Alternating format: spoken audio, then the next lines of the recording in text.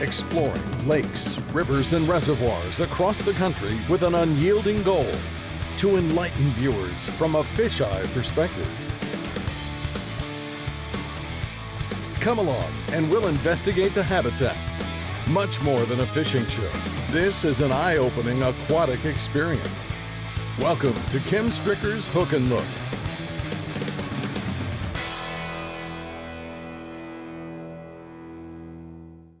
Parental protection within the aquatic kingdom is an observable marvel, driven by inexorable instinct. As a result, when a smallmouth guards its brood, an angling phenomenon occurs.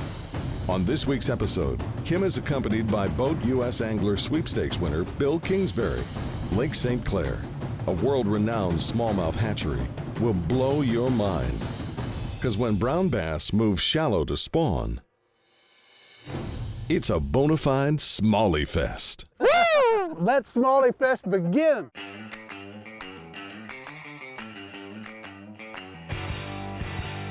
Well, I hope you enjoy yourself.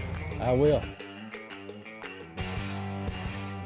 The west side of Lake St. Clair is an area achieving legendary status among smallmouth anglers as a literal fish factory, commonly referred to by locals as the Mile Roads. This prime spawning ground draws an ever-increasing amount of anglers each year, particularly during the springtime, to catch and immediately release. The caffeine shad, just let it fall all the way to the bottom. Okay. And then jerk it a couple times, just like Like that. that? Look at that, that's a giant too. Holy cow.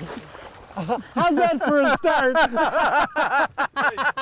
All right. Give me a hug. All right. I thought you weren't going to let me catch the first one. Look at that fish. Man. That's all right. Welcome to Smallie-Fest. Was that a great way to start or what? Our good friend BoatU.S Angler brand manager Steve Levi was on hand to take photos and partake in the camaraderie as well. Well, how was that? Was that the best smallmouth you ever caught? Oh, yeah. First cast. First cast, yeah.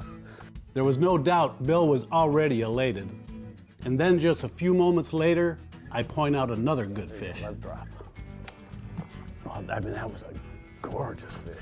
That's the bed. You were on the bed. Look at the size of this one. Whoa! Woo! Look at the size of that smallmouth. Hey, You caught two fish. You know what? That's the biggest one I ever caught. Yeah, oh God, look at, yeah, that's right. It's bigger than the one you caught 10 minutes ago. Right, right. God, How about that look one, at man? that. And look, he just ate Yeah, you did. caffeine shad. Man, Well, good. Let's get him back nice in the water. fish. Good deal. Good deal is right. Well, I want to catch one. Tell me what you think of it so far. You've been out here. Well, we've been here 10 minutes. Caught the two biggest smallies of my life already. I'm a firm believer that fishermen are part of a brotherhood. We possess a common bond, that which is the love of this glorious sport we call fishing. What's beautiful is that it's calming down just how like I wanted. It is. And you can see that visual contact and you can see that fish come up, that big black beauty, and eat it. That is so incredible. Look at right behind it. Oh, there. He's got There it, he he's got it. Look at these things. Oh, man. Oh, That's another good one. golly. Well, nice net job there. Oh, man. That, Look at that. wow. Oh, man. They are on that caffeine shad pretty strong right now. And that, it has to do with what they're guarding. You know, now they're guarding swim up fry. And that's what it's all about. Lake St. Clair is a tremendous fishery. And it's just amazing that it can put up with all that pressure from all the anglers that come here this time of year. But look at that, huh? Man, that's beautiful. Well, go right back to your bed, fish. There you go.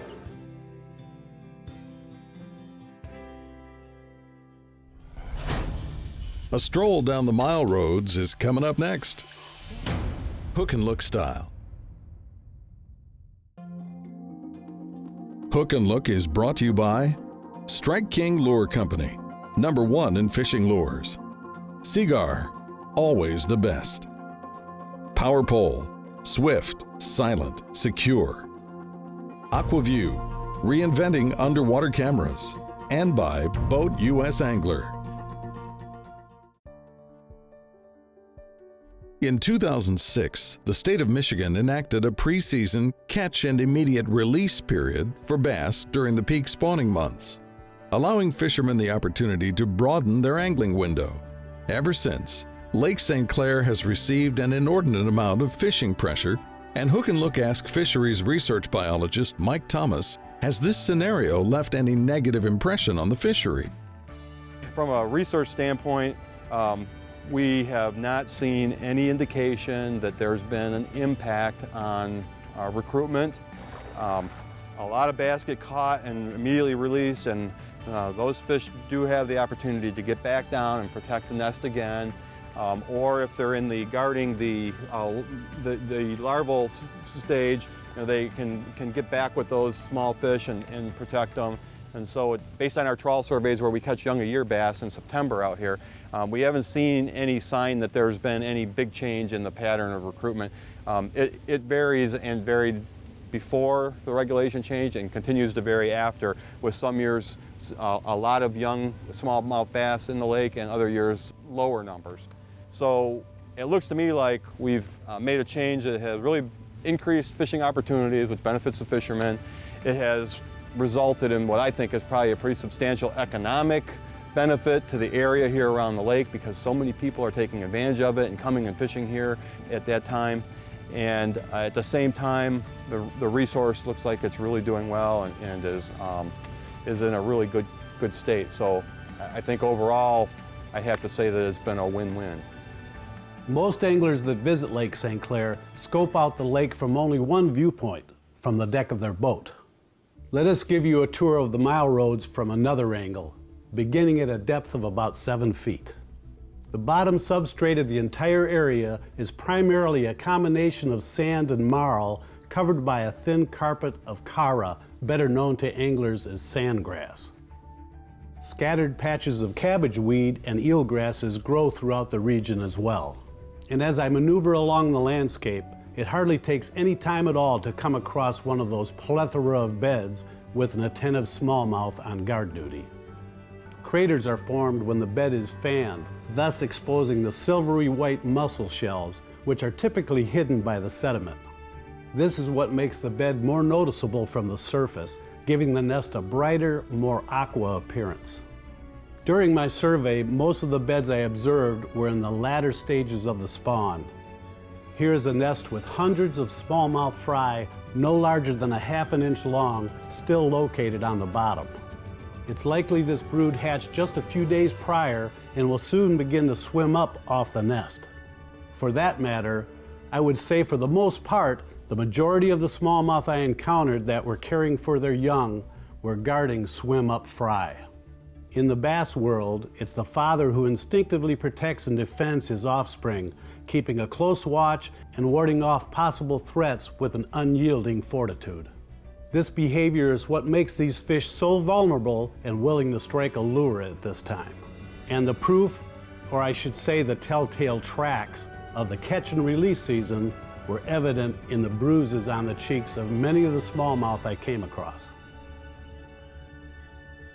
I'd also like to bring your attention that as I move shallower towards a depth of 5 feet, the weeds begin to thicken. I discovered that the long, increasingly dense strands of cabbage and eelgrass harbor a fair population of respectable largemouth, especially in the areas where there was submerged wood present. I stumbled upon an occasional group of dilapidated dock pilings now and then, and each of these structures held largemouth and a population of rock bass. Pumpkin seeds were present as well, and even an occasional crappie would scurry off. From this viewpoint, you can plainly see that Lake St. Clair, more specifically the Mile Roads, appears to be a prolific fish hatchery, especially when it comes to smallmouth bass. But in spite of this, I can't help but have a little concern.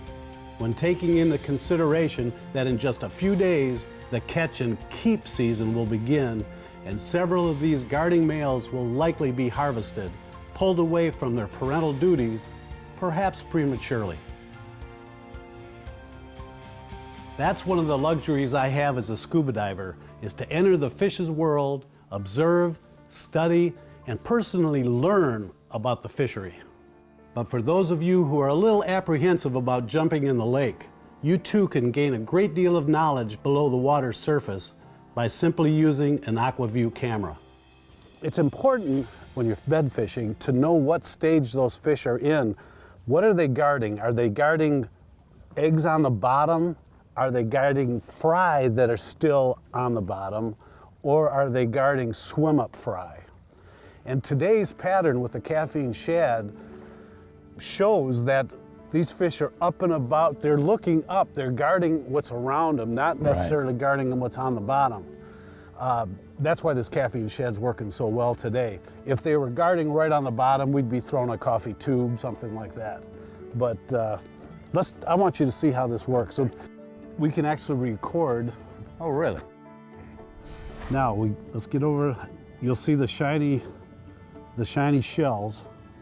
See that? Right, right. Now look at all that fry. Do you see all these black spots? Right.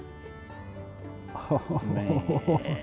We're gonna kill him. Look, there's a fish. There's a fish. Here he comes. Yeah. He's coming right at the camera. He is, isn't he? Stick around. Smallie-Fest will continue right after this. You always read, look for the red boat with the bell buoy, white stripes. Out of 600 towboats, you're only going to find one pink towboat, and that's here in BoatU.S Detroit. And why a pink boat? Breast cancer is pretty big nowadays. 2006, matter of fact, I was in a towboat, almost like this Marine 2 over here, when I got the phone call that my mom had cancer. And 2008, she died. So this pink boat has a lot of meaning to me, my family, and to others. And this is Towboat Hope. And we're running a thing this year called Towing for a Cure. And it's our way, BoatU.S grateful to let me do this. And this is our way to say, we're here for you. We want to help, we want to donate, and we want to help rid cancer, because it's an out-of-control monster. Here at BoatU.S Detroit, not only do we service the cruisers, the weekend goers, but here Detroit River is a big host to BoatU.S anglers, to name a few: bass tournaments, walleye tournaments. If you're here pre-tournament, testing the waters, or the tournament itself, we're here to service you. Just give us a holler, we'll come and take care of you 24/7. Welcome back to Smallie-Fest. Kim and his guest, BoatU.S angler member Bill Kingsbery, continue to work a 4-inch caffeine shad for Lake St. Clair smallmouths. Look at this. Uh-oh. Did you? I guess I'll get the net again. Look at this. I mean, did you hear my lines sing? Yeah, I did. Yeah. Oh, yeah. Oh, nice. Nice fish. Yes. Woo! Man, Nice chunk, huh? that is. Look how healthy. And what's the beauty part of it is, there's not a single hook mark in him. That's why he's so strong.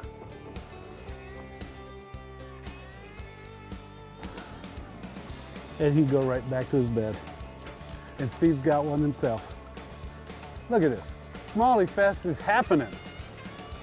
Although our friend Steve remained inaudible from a microphone deficiency, be assured he was catching his fair share of bass in the back of the boat. Ever so composed, he quietly wore the fish out and kept old Billy Bass on his toes as well. Putting me to work again. Whoop. Wow. Two beauties. That's a pig there, isn't it? Tell you what, these guys making a net man out of me. Yeah, welcome to Smallie-Fest. Oh. All right. Increasingly weary by reoccurring net duty, Bill candidly conveys his thoughts. I'm getting a little tired of Steve. Does he have to come tomorrow? A weightless caffeine shad is one of the easiest and most productive soft plastic baits to rig and present. I begin with a heavy wire 3/0 extra wide gap hook, and I'll thread the shad in a texposed fashion. Although you can use lighter line, I recommend 20-pound fluorocarbon. The density of the fluorocarbon line helps the bait sink faster without affecting its allure. The more weight you add to a soft plastic jerkbait, the more you take away from its natural fish attracting action. Look at that. Whoa. Okay, I'll get it. I'll get it. Don't worry, Kim.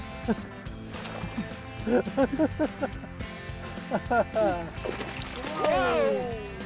That's what smallmouth are about. Right there, those jumps.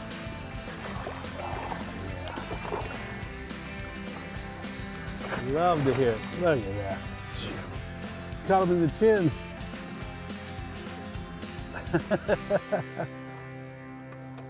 Yes. Nice fish. Yes, sir. Smallie-Fest. You know it. You know it, baby. Want more underwater content? Subscribe to our YouTube channel.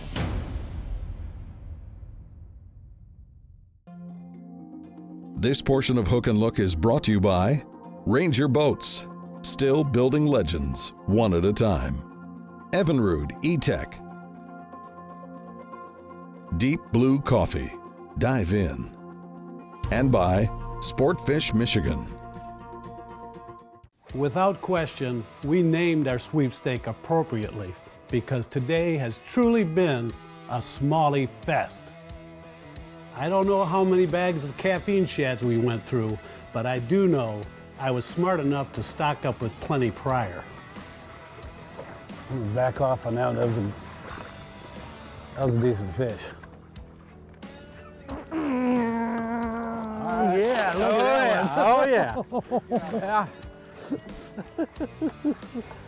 Oh, get out of my trolling motor. That's why you got Tattoo. He's wrapped on a trolling motor, and I'm still pulling him up. And he's still coming here, he's coming around. Ah, he's still fighting, look at that thing. Now, if that isn't a sales spiel for Tattoo, I don't know what is. We gave it an abrasion test there.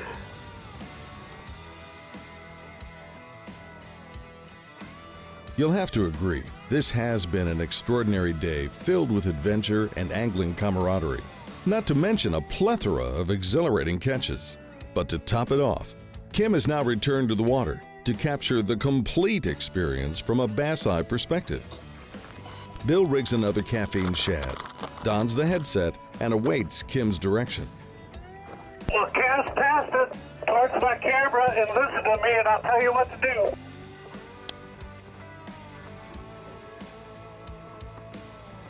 Okay, let it fall, that's good. Give it a couple of those twitches. More of that, a little more. That's it, let it fall. Oh, gosh, he knows. Let it fall, he's gonna eat it. He's got it. Set that hard, baby. Let me come to you, let's get the fight. That's great, Bill, good job. Isn't that cool? That is cool, man. Yeah, that was a good shot. That was great. Good fight, fish. Without question, it's always fun to view the catch from a fish's point of view. Kim's guest Bill Kingsbery expresses his thoughts. Pretty wild, pretty wild. Kim is down there looking at the fish in a bunch of fry and telling me where to cast, what to do with the lure, and when the fish got it. You can't hardly miss with Kim. I'd say Billy Bass had an unforgettable experience, all made possible by the good folks at BoatU.S Angler. Here's Steve Levi. Here we are on the shores of Lake St. Clair for the Hook and Look Smallie-Fest sweepstakes presented by BoatU.S Angler. What an amazing experience it was to come up here, be able to get out on the water with one of our members, and Kim and Danny. These guys did a fantastic job. We caught over 100 smallmouth in one day. I had the pleasure of sitting in the back of the boat to take some photos, actually catch a few fish, and spend some time on the boat with one of our members. Smallie-Fest was more than just catching smallmouth. We had a ball. You know, everybody treated me very well, and I can't say how much I appreciate BoatU.S Angler and Kim Strickler Productions. Everyone that's a BoatU.S Angler member is able to enter the Hook and Look Smallie-Fest sweepstakes. Well, guys, see you next year. I hope you enjoyed watching this episode as much as we did producing it. Great time had by all. And speaking of great times, next week we visit Cheyenne Ridge Signature Lodge on South Dakota's scenic Lake Oahe. Although noted for its walleye fishery, we target the overabundance of smallmouth bass and tangle with some pretty respectable northern pike. Exciting stuff right here on Hook and Look.